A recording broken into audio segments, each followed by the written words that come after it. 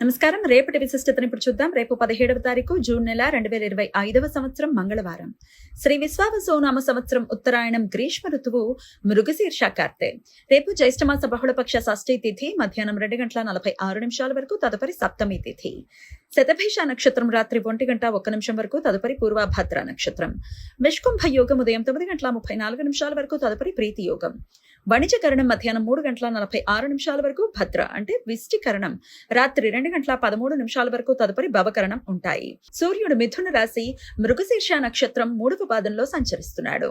చంద్రుడు కుంభరాశిలో సంచరిస్తాడు. నక్షత్ర వర్జం ఉదయం 8:22 నుండి 9:57 వరకు, అమృతకాలం సాయంత్రం 5:53 నుండి రాత్రి 7:28 వరకు.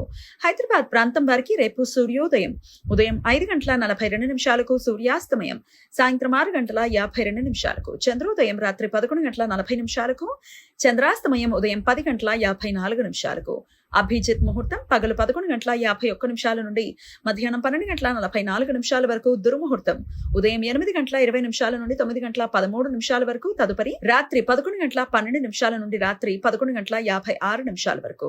రాహుకాలం మధ్యాహ్నం 3:35 నుండి సాయంత్రం 5:13 వరకు, గుళిక కాలం మధ్యాహ్నం 12:17 నుండి మధ్యాహ్నం 1:56 వరకు, యమగండం ఉదయం 9 గంటల నుండి 10:38 వరకు. రేపు బహుళపక్ష షష్ఠీ వ్రతం.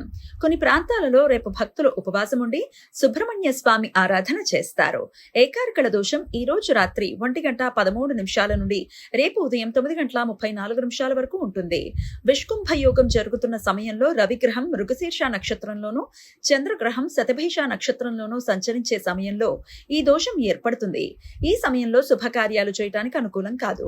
మంగళవారం సప్తమి తిథి పూర్వభద్ర నక్షత్ర కలయిక ఉండటం వలన త్రిపుష్కర యోగం రేపు రాత్రి 1:01 నుండి ఎల్లుండి సూర్యోదయం మధ్యకాలంలో ఏర్పడుతుంది.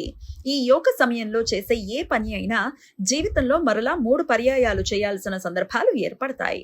ఈ సమయంలో బంగారం, వెండి, వజ్రాలు, స్థిరాస్తులు, వాహనాలు కొనుగోలు చేయడానికి అనుకూలం.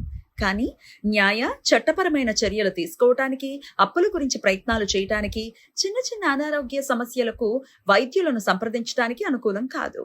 ఈ సమాచారాన్ని మనకు అందించిన వారు మేడికొండూరు విశ్వనాథ్ ప్రసాద్ గారు. ఆయనకు కృతజ్ఞతలు తెలియజేస్తూ సుబ్రహ్మణ్య స్వామి స్మరణతో సమస్త సన్మంగళాని భవంతు. నమస్కారం.